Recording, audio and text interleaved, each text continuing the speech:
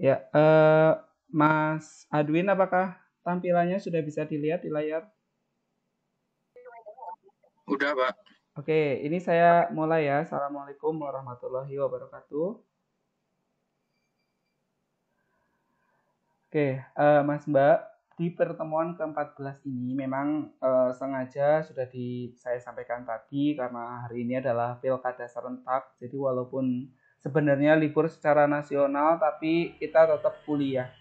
Ya, esensinya kuliah online kan sebenarnya juga tidak yang terlalu menguras waktu kalian. Nanti pun web meeting kita seperti biasa paling 30 menit gitu. Setelah itu kan kalian fleksibel dengan santai untuk eh, berdiskusi atau mengerjakan latihan-latihan yang ada di Sipedar di forum diskusi, sehingga harapannya itu tidak mengganggu libur kalian gitu kan, cuma sampai jam 9. Nah, di sini di pertemuan 14 ini kita akan belajar fungsi naik dan juga fungsi turun ya. Jadi di sini ilustrasinya fungsi naik itu ya berarti artinya turunannya itu lebih dari 0. Sebagai contoh itu jarak dari A ke B ini dikatakan fungsi naik karena emang nanjak naik. C ke D juga naik ya. Turunannya itu atau gradiennya, kemiringannya itu dia positif lebih dari 0. Sedangkan dari B ke C dia dinamakan fungsi turun ya, karena kemiringannya atau gradiennya dari grafik fungsi itu dia negatif, sehingga turunannya kurang dari 0, turunan dari fungsi f ini. Nah, jadi intinya dapat disimpulkan kalau turunan pertamanya dari fungsi f itu lebih dari 0 atau positif pada suatu interval, maka fungsi f itu naik pada interval tersebut. Sebaliknya, jika f aksennya kurang dari 0 atau negatif, turunannya ternyata kurang dari 0, maka dia turun pada interval tersebut. Sebagai contoh, misalkan di sini saya punya fungsi f(x) sama dengan 3x pangkat 4 min 4x pangkat 3 min 12x kuadrat plus 5. Di mana fungsi ini naik dan juga turun. Maka cara menjawabnya itu adalah kalian turunkan soal ini. 3x pangkat 4 diturunkan kan jadi 4 kali 3 x pangkat 4 dikurangi 1 kan 3. Ya, jadi 12 dikali x pangkat 3. Min 4x pangkat 3 diturunkan jadi 3 kali min 4 kan min 12. X pangkat 3 dikurangi 1 kan 2. Yang min 12x kuadrat diturunkan jadi min 2. Min 12 kali 2 kan jadi min 24 x ya. Karena 2 kurangi 1 ditambah 5. Turunannya 5 kan 0 ya. Kemudian 12x-nya ini kan kelipan dari 12 nih. Kamu keluarkan 12x dikali dengan sisanya kan x kuadrat min x min 2. Kalau kalian kalikan 12x kali x kuadrat kan jadi ini atasnya. 12 kali x kan jadi ini. Dan seterusnya. Kemudian yang x kuadrat min x min 2 kalian faktorkan. Berapa kalau ditambah hasilnya min 1, berapa kalau kalikan hasilnya min 2. Nah, pemfaktoran selalu dipakai. Jadi x min 2 kali x plus 1 ini difaktorkannya. Sehingga diperoleh titik kritisnya ini kalian sama dengan kan 0 ya, seperti biasa. Berarti 12x sama dengan 0, diperoleh x-nya sama dengan 0. Kemudian x min 2 sama dengan 0, diperoleh x sama dengan 2. Dan x plus 1 sama dengan 0, diperoleh x sama dengan min 1. Ini kan selanjutnya kalian gambarkan ke dalam bentuk interval ya, garis bilangan di sini, titik-titik tadi ada min 1, ada 0, ada 2. Kemudian di setiap interval atau selang ini kalian uji menggunakan suatu nilai, nanti hasilnya positif atau negatif. Sebagai contoh, nanti kalian ini kan interval ini kan yang sebelah kiri ini x kurang dari min 1. Berarti kamu bisa ambil min 2 nanti di sini. Min 2 kamu masukkan ke turunannya. Turunannya tadi kan 12x pangkat 3 min 12x kuadrat gitu ya. X-nya diganti min 2. Kalau dihitung ini diperoleh min 96 atau negatif. Kemudian jika kita ambil intervalnya itu sekarang antara min 1 sampai 0. Misal saya ambil min setengah atau min 0,5. Kalau dimasukkan ke turunannya tadi, sini f aksen dari min 0,5 itu dimasukkan, hasilnya akan diperoleh 7,5 atau plus. Terus di antara interval 0, Maaf, Pak. Kok suaranya putus-putus, gitu? oh, sebentar.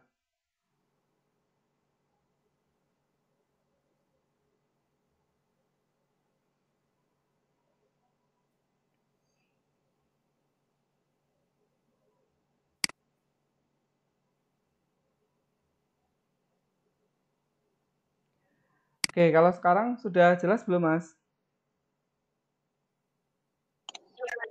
Ampun, Pak.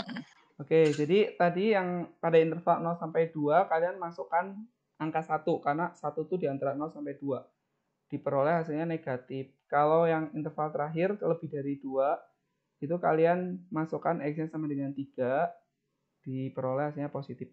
Ya. Sehingga dari sini kita peroleh bahwa kalau naik kan dia ambil yang positif. Berarti yang positif itu tadi pada interval mana saja, yaitu tadi ini yang min 1 sampai 0 sama X lebih dari 2. Nah, dan dia turun pada interval itu ya, yang tadi negatif hasilnya. Nah, pada interval 0 sampai 2 dan juga X kurang dari min 1. Oke ya, itu yang kalau digambarkan seperti ini. Jadi untuk gambar itu memang tidak selalu disuruh menggambar. Ini hanya untuk ilustrasi bahwa gambar grafik dari soal contoh itu ya seperti ini kalau digambar gitu. Jadi kelihatan naik turunnya pada interval tadi ya. Oke, untuk sampai di sini untuk fungsi naik, fungsi turun, apakah ada pertanyaan, Mas Mbak?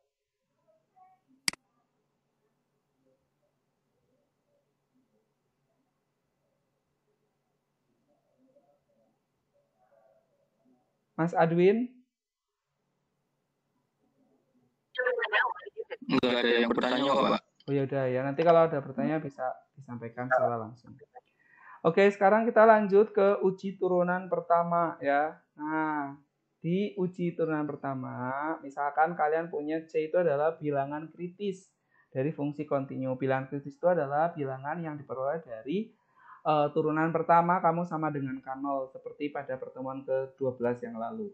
Jadi di sini kalau F aksennya berubah dari positif ya sebelum C dan negatif setelah C, maka dia maksimum lokal di C. Tapi kalau F aksennya berubah dari negatif sebelum C dan positif setelah C, maka F minimum lokal di C. Nah, lihat gambar, nanti ada gambarnya di bawah ya. Kalau F aksennya tidak berubah, artinya sama-sama positif, baik sebelum dan juga sesudah C, maka itu artinya dia tidak maksimum dan juga tidak minimum. Nah, sebagai contoh ini, tadi yang gambar A ini namanya maksimum lokal, karena sebelum C, itu dia lebih dari 0 positif. Setelah C dia negatif, sehingga dia maksimum di C di sini. Kan memang paling tinggi nih. Begitu juga yang grafik yang kedua. Sebelum C dia negatif, setelah C dia positif ya. Nah, berarti C ini dia minimum lokal ya. Kemudian kalau yang gambar yang terakhir, yang C sama D ini tidak maksimum dan juga tidak minimum. Karena memang antara sebelum C dan sesudah C ini sama-sama naik, ini juga sama-sama turun, sehingga tidak memiliki maksimum atau minimum. Sebagai contoh, soal yang tadi, ini kan barusan sudah dicari ya, soalnya persis dengan soal yang di atas tadi. Kita sudah ketemu bilangan kritisnya, dan kita juga sudah menguji interval-interval tadi ya, sampai pada gambar ini. Nah, maka kelihatan, ini kan negatif positif ya, negatif positif berarti dia minimum di 0 min 0,1. Ini kan positif negatif berarti 0 itu dia maksimum ya kalau positif negatif ya. Terus yang dua ini kan negatif positif berarti minimum di 0,2 sehingga di sini sudah jelas ya, sehingga di sini diperoleh bahwa karena F aksen bertanda negatif sebelum X-1 dan positif setelah X-1, maka F minimum lokal di X-1 dengan nilai minimumnya kamu masukkan ke fungsi awal ya, diperoleh 0. Dan F aksen X ini kan tadi positif sebelum 0 ya dan negatif setelah 0, maka dia maksimum lokal ya. Nah, di ini dengan nilai maksimumnya 5. Begitu juga yang terakhir tadi sudah saya sebutkan ya. Untuk yang X menuju 2 itu negatif sebelumnya, setelahnya itu positif, berarti dia minimum. Bisa dilihat dari tadi ya teoremanya. Oke, kemudian yang terakhir ya. Terakhir kita belajar tentang kecekungan ya. Kalian masih ingat cekung, cembung ya. Tapi kalau di sini kita bahas cekung ya. Nah, kecekungan dari suatu grafik ya. Grafik itu cekung atau cembungnya suatu grafik itu bisa dilihat dari turunannya ternyata. Ya, jadi misal di sini kalian punya grafik fungsi f. Ini dari A ke B. Ini berarti dia cekung ke atas. Nah, artinya si grafik fungsi f itu berada di atas kemiringan garisnya atau berada di atas gradiennya tuh. kemiringan-kemiringannya berada itu ya. Begitu juga kalau dia graf ini, tadi saya menjelaskannya itu ya. Jadi cekung ke atas tuh kalau kemiringan kurva F di atas ya, berada di atas. Sedangkan yang ini kurvanya itu berada di bawah kemiringan-kemiringan garis G atau F ya di sini. Saya ambilnya G. Nah, kemudian di sini definisinya, jika grafik F itu berada di atas semua kemiringan ya, kemiringan itu tadi garis-garis singgungnya ya, di interval I, maka F cekung ke atas pada interval I. Sedangkan jika grafik F berada di bawah semua kemiringan kurva F, maka kurva F cekung ke bawah. Itu berada di bawah sama di atas tadi sudah digambarkan ya di sini. Jadi kalau ini berada di bawah kemiringannya kalau yang cekung ke bawah. Kalau yang atas tadi dia berada di atas kemiringannya. Nah, nanti untuk menguji kecekungan itu bisa menggunakan turunan kedua. Kalau turunan keduanya lebih dari 0, maka F cekung ke atas pada interval tersebut. Kalau F double aksen turunan keduanya itu ternyata cekung kurang dari 0, maka dia cekung ke bawah ya.